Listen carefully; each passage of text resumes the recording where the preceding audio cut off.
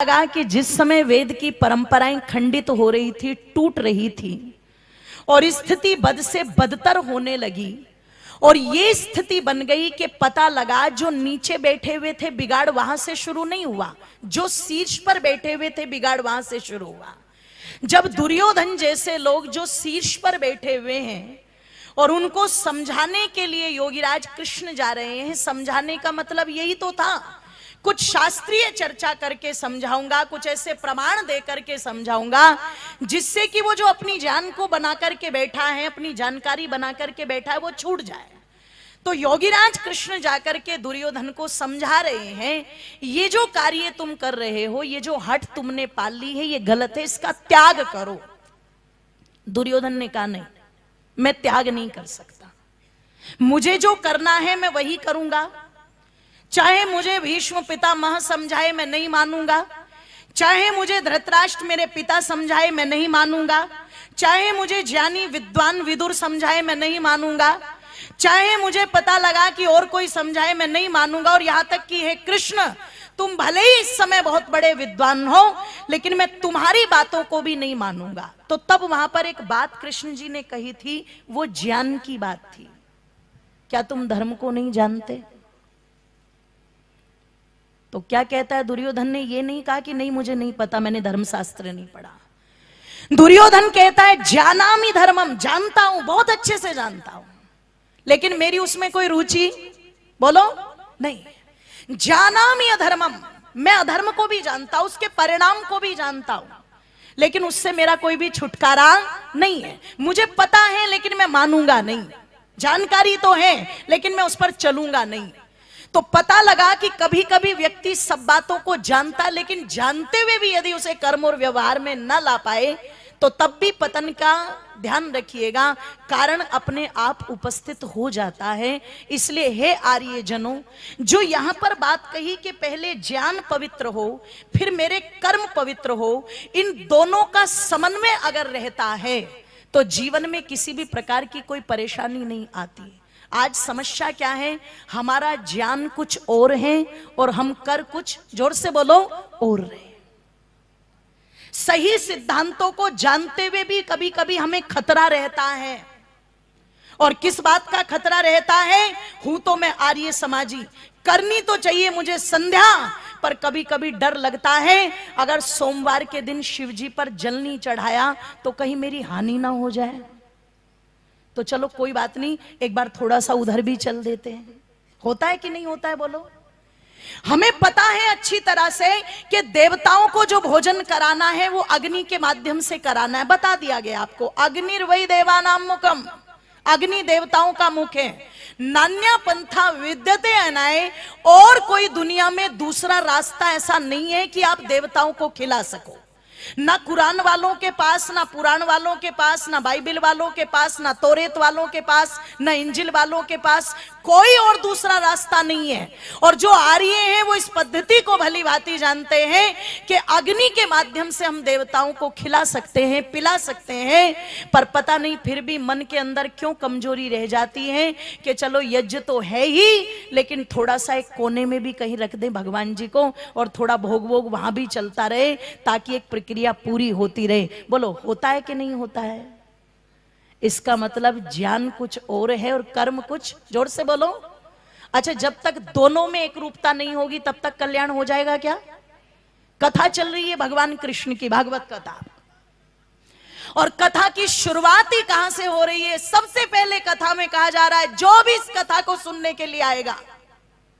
यहां तो चलो पूरा का पूरा जो परिसर है ये भर दिया, पूना वालों ने, मुंबई वालों ने, सबने, लेकिन कई बार होता है अनुमान लगाया जाता है इतनी पब्लिक आएगी, आती कम है। कहां कम आती है? जहां ये कहा जाता है पक्तारम पकवा पुनराविशाति, कोई माफी नहीं है तुम्हारे लिए। अवश्यमेव भोगतव्यम कृतम कर्म शुभाशुभम, जो कर्म तुमने कर दिए उसका फल भुगतना पड़ेगा। तो लोगों को लगता है यहां क्या करें, यहां करके कोई माफी तो दे नहीं रहे हैं, स्कीम तो बता नहीं रहे, तो यहां क्या करेंगे? तो कहां जाएंगे? जहां स्कीम हो, जहां माफी हो। तो कथा है कृष्ण जी की, लेकिन आरंभ कहां से किया जा रहा है? जो भी इस कथा को एक बार सुन लेगा, उसके एक नहीं, दो नहीं, 36 पीढ़ियों के सारे पाप, जोर से बोलो, कथा किसकी है? जोर से बोलो। और क्या कहा जा रहा है? सारे पाप। अब इनसे कोई पूछे पकड़ करके इनके कान, भैया तुम तो यहां कृष्ण के नाम पर माफीनामा बांट रहे हो थाली में भर भर के। अगर ये माफीनामे का सिद्धांत भगवान कृष्ण में होता तो उन्होंने भीष्म पितामह को माफ क्यों नहीं किया? द्रोणाचार्य को माफ क्यों नहीं किया? कृपाचार्य को माफ क्यों नहीं किया गया? वहां पर कर्ण जो इतना बड़ा दानी था, आप कभी हरियाणा आओ, जहां से मैं चल करके आई हूं, जब आप उस नगर में प्रवेश करेंगे तो आज भी बिल्कुल हरे रंग का एक बहुत बड़ा गेट आपको मिलेगा, जिस पर लिखा हुआ है दानवीर कर्ण की नगरी में आपका स्वागत है। आप चिंतन करना, विचार करना, वहां कर्ण को माफ क्यों नहीं किया गया जो इतना बड़ा दानी? भीष्म पितामह जो इतने बड़े योद्धा हैं, उनको माफ क्यों नहीं किया गया? कृपाचार्य, द्रोणाचार्य जो इतने हुनरमंद हैं, उनको माफ क्यों नहीं किया गया? उनको अर्जुन के हाथ में गांडीव दे करके एक एक को मरवा दिया कृष्ण ने। क्यों मरवा दिया? कि जो अन्यायी का साथ दे, जो अत्याचारी का साथ दे, जो पापी का साथ दे, वो कभी भी क्षमा करने का अधिकारी नहीं होता। इसलिए इन सबको इनके शरीर से अलग कर दे। जिस कृष्ण ने वहां पर किसी भी प्रकार की क्षमा, किसी भी प्रकार की दया के लिए कोई स्थान नहीं रखा, आज पूरे विश्व के अंदर उसी कृष्ण के नाम पर माफीनामा बांटा जा रहा है। कृष्ण का ज्ञान कुछ और है और कृष्ण के भक्तों के कर्म कुछ, जोर से बोलो, और है। मैं निवेदन आप लोगों के मध्य में कर दूं, भगवान श्री राम 15 वर्ष की आयु में जिन्होंने अपने हाथ में धनुष लेकर के ताड़का का वध कर दिया, सुबाहु का वध कर दिया, मारीच को मार डाला, खरदूषण को मार डाला और लंका में जाकर के रावण जैसे आताताई का नाश करके पुनः संपूर्ण आर्यावर्त में धर्म की स्थापना कर दी। आज उस राम के देश में बड़े आराम से कह दिया जाता है, जो हुआ, बोलो, जो हो रहा है और जो होगा। आप सोचो तो सही, कहां फिटिंग बैठ रही है? कहीं से कहीं तक भी फिटिंग नहीं बैठ रही है, फिर भी ये चीजें चल रही हैं। आओ थोड़ा सा सावधानी रखो, और सावधानी रखते हुए एक चीज पर पूरी तरह से ध्यान देना। महापुरुषों ने जो ज्ञान दिया उसी के अनुसार यदि हमारे कर्म होंगे तो ये संस्कार भी बचेंगे, ये संस्कृति भी बचेगी, ये यज्ञ भी बचेगा, ये वेद का प्रचार भी बचेगा। और यदि हमारे कर्म अलग हो गए तो धीरे धीरे कब हमारे घरों से आर्यत्व निकल करके और दूसरे मत संप्रदाय प्रवेश कर जाएंगे, हमें पता भी नहीं लगेगा। इसलिए तालियों को खोल भी देना और बोल भी देना कि राम के वंशज। नहीं नहीं नहीं नहीं, इलेक्शन वाली तालियां मत बजाओ, चुनाव नहीं लड़ना मुझे लुड़वा से, भजन के साथ ही तालियां बजानी है, दोनों हाथों को उठा करके। कि राम के वंशज, कृष्ण के बेटे, ऋषियों की संतान, तू अपने गौरव को पहचान, तू अपने गौरव को पहचान। अरे राम के वंशज, कृष्ण के बेटे, राम के वंशज, कृष्ण के बेटे, ऋषियों की संतान, तू अपने गौरव को पहचान, तू अपने गौरव को पहचान। अरे राम के वंशज, कृष्ण के बेटे, राम के वंशज, कृष्ण के बेटे, ऋषियों की संतान, तू अपने गौरव को पहचान, तू अपने गौरव को पहचान, अपने गौरव को पहचान, तू अपने गौरव को पहचान।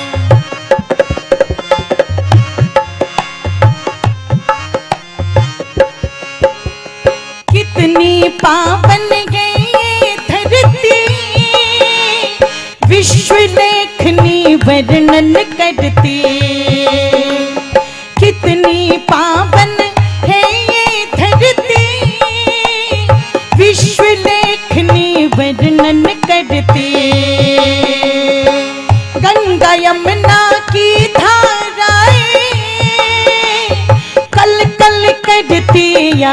विचरती, इसी धरा पर दिया प्रभु ने, इसी धरा पर दिया प्रभु ने मधुर वेद का ज्ञान। तू अपने गौरव को पहचान, अपने गौरव को पहचान। अरे राम के वंशज कृष्ण के बेटे, राम के वंशज कृष्ण के बेटे, ऋषियों की संतान। तू अपने गौरव को पहचान, अपने गौरव को पहचान। अरे राम के वंशज कृष्ण के बेटे, राम के वंशज कृष्ण के बेटे, ऋषियों की संतान। तू अपने गौरव को पहचान, तू अपने गौरव को पहचान। दोनों हाथों को एक साथ उठा करके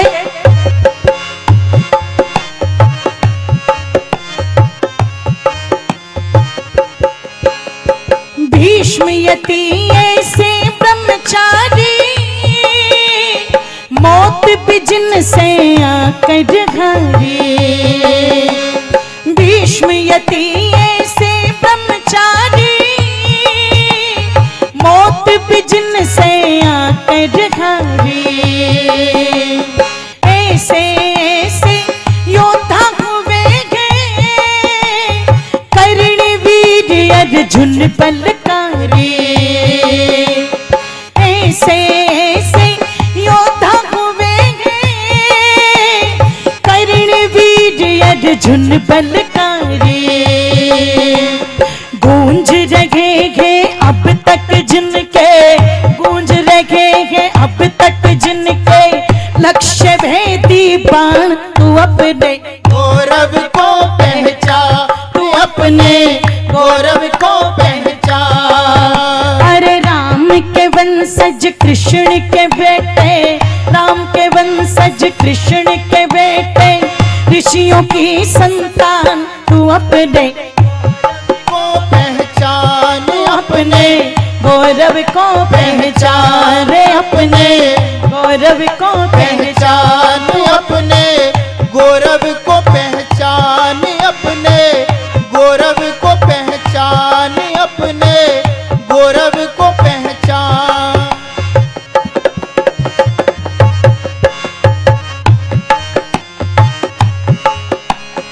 रण में वो राणा का भाला, बहा गया था लहू का नाला। रण में वो राणा का भाला, बहा गया था लहू का नाला। अमर सिंह की तेज कटारी, चीर गई सम्राट का साला। खून खराबा कर गई देखो, खून खराबा कर गई देखो, क्षत्रिय की कृपाण। तू अपने गौरव को पहचान, तू अपने गौरव को पहचान।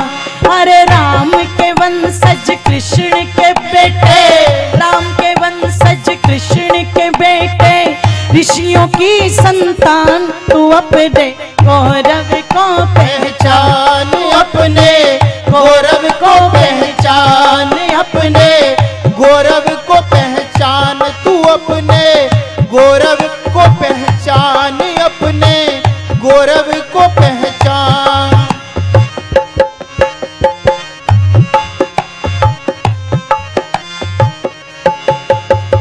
महामाई दुर्गा महामाया, दुश्मन का कर गई सफाया। माँ जी जा दुर्गा महामाया, दुश्मन का कर गई सफाया। गजब किया लक्ष्मी बाई ने, अंग्रेजों का खून बहाया। गजब किया लक्ष्मी बाई ने, अंग्रेजों का खून बहाया। लक्ष्मण सिंह बेमो बेमोल देश की, लक्ष्मण सिंह बेमोल देश की, कर गई ऊंची शान। तू अपने गौरव को पहचान, तू अपने गौरव को पहचान। अरे राम के वंशज कृष्ण के बेटे, जय हो। राम के वंशज कृष्ण के बेटे, ऋषियों की संतान। तू अपने गौरव को पहचान, तू अपने गौरव को पहचान। अरे राम के वंशज कृष्ण के बेटे, राम के वंशज कृष्ण के बेटे, ऋषियों की संतान। तू अपने गौरव को पहचान, तू अपने गौरव को पहचान, अपने गौरव को पहचान। तू अपने गौरव को पहचान। तू अपने गौरव को पहचान, तू अपने गौरव को पहचान, अपने गौरव को पहचान, अपने गौरव को पहचान। अपने गौरव को पहचान।